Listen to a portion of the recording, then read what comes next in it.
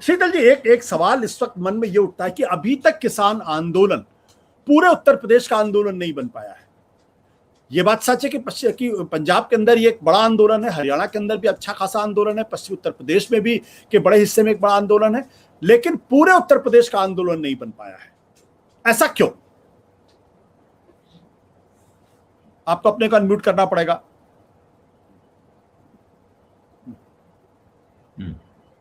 आपको अनम्यूट करना पड़ेगा, फिर से अनम्यूट करना पड़ेगा। हेलो, हाँ बोलिए। आशुतोष जी, ये उत्तर प्रदेश का आंदोलन था भी नहीं।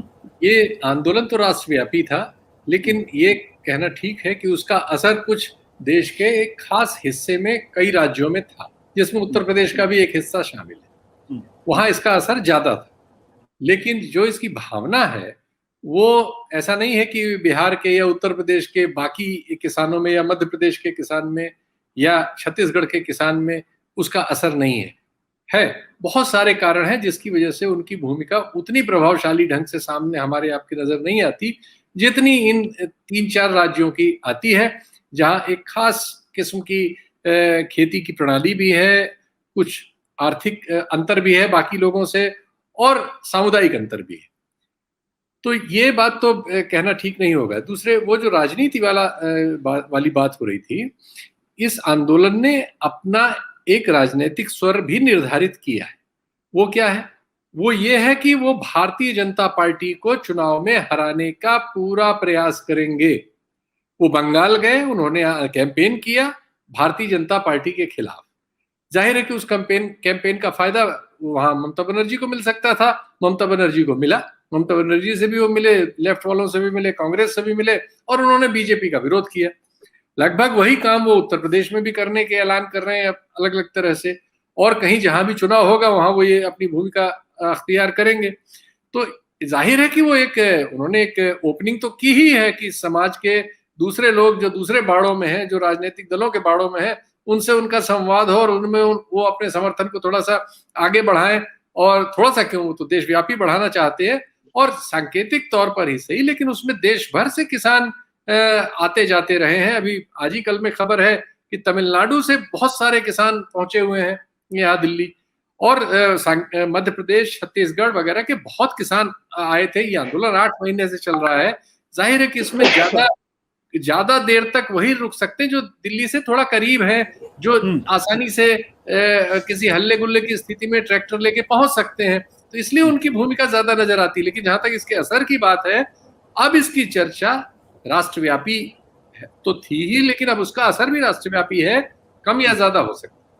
बट शीतल जी, जिस तरीके का आंदोलन पूर्वी उत्तर प्रदेश में दिखना चाहिए, या बुंदेलखंड के इलाके में दिखना चाहिए, रुहेलखंड में दिखना चाहिए, वो तो दिखाई नहीं पड़ता है। ना तो जमीन पे उस तरीके का स्पंदन नजर आता है, ना जमीन पे उस तरीके का आक्रोश, बेचैनी नजर आती है। अन्यथा जिस तरीके से सुभ्रांश जी कह रहे थे कि भाई किसान तो हर घर के अंदर है, और अगर किसान के आंदोलन में अगर इतनी ताकत होती तो आज योगी सरकार और मोदी सरकार दोनों को इतनी चिंता होती कि इस आंदोलन को जल्द से जल्द खत्म करने की कोशिश करती। चूंकि उनको लगता है कि इस आंदोलन से ना तो उत्तर प्रदेश के चुनाव में को नुकसान होने वाला है, ना केंद्र के चुनाव में नुकसान होने वाला, इसलिए चुपचाप बैठे हुए हैं।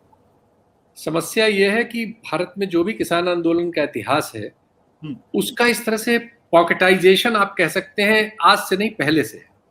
शरद जोशी के नेतृत्व में एक आंदोलन हुआ था महाराष्ट्र में, उसकी अपनी भौगोलिक और सामुदायिक सीमाएं थी। बाबा टिकैत के आंदोलन में भी उसकी भौगोलिक और सामुदायिक सीमाएं थी। कभी भी ऐसा नहीं हुआ इस देश में, आजादी के पहले हुआ है कि सहजानंद सरस्वती के नेतृत्व में किसान सभा ने पूर्वी उत्तर प्रदेश और बिहार के तमाम लोगों को उससे जोड़ा था। लेकिन उसके बाद, आजादी के बाद ऐसी स्थिति कभी नहीं आई है। समर्थन था, चौधरी चरण सिंह जो यहाँ के नेता थे, उनको उत्तर प्रदेश के किसान जातियों में, कुर्मियों में, यादव में, इन सब में बहुत बड़ी स्वीकृति थी, और वो इसीलिए मुख्यमंत्री बने थे उत्तर प्रदेश के, और उनके साथ ही ये मुलायम सिंह उनके चेले थे। तो एक समय ये स्वीकृति थी, लेकिन आंदोलन उस तरह से कभी वहां उन हिस्सों से नहीं हुआ आजादी के बाद। आजादी के पहले की स्थिति ऐसी है। लेकिन वो किसी को समर्थन न करते हो और उससे राजनीतिक असर न पड़ता हो, और उससे किसी को राजनीतिक कीमत न चुकानी पड़ती हो, ऐसा नहीं है।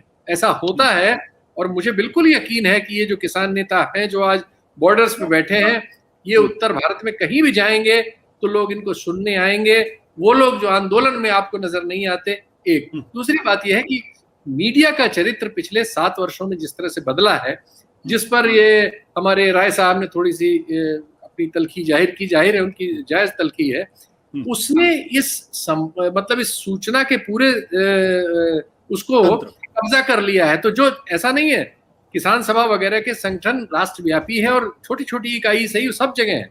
और उन्होंने मध्य प्रदेश में, मुझे अच्छी तरह से पता है, लगभग सब जिलों में, और उत्तर प्रदेश में भी अधिकतर जिलों में थोड़े सही 500, 700, 200, 800, 1000, 1200 आदमी के प्रदर्शन किए हैं तहसीलों में और जिलों में, कोई रिपोर्ट नहीं हुआ।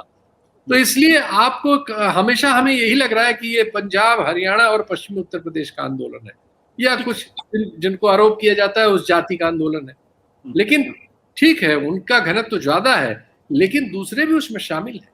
बट शीतल जी, एक सवाल और आपसे मैं पूछूंगा, सुब्रांश आपके पास आता है, शीतल एक सवाल और मैं आपसे पूछूंगा।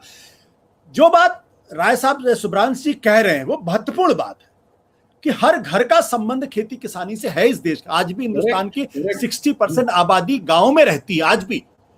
वैसे में किसानों के हक के लिए लड़ाई लड़ी जाए और किसानों के अंदर वो स्पंदन न दिखाई पड़े कुछ हिस्सों के अंतर्गत, सरकार को यह डर न लगे कि इनके चुनाव हार जाते हैं, तो ये किसान आंदोलन की कामयाबी है या नाकामयाबी है?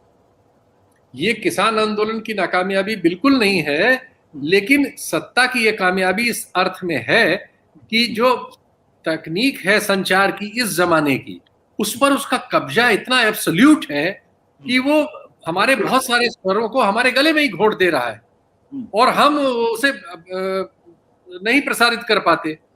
और कोई एक झूठी क्लिप पूरे देश में जो चाहती है वो करा लेती है और उसका जवाब देने वाले सच्चे तर्क मिट्टी में मिल जाते हैं।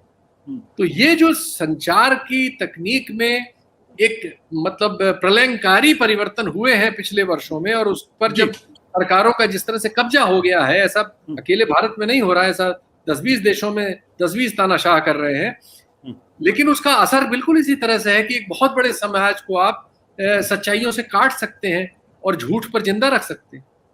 सत्य हिंदी का ऐप डाउनलोड करें गूगल प्ले स्टोर पर।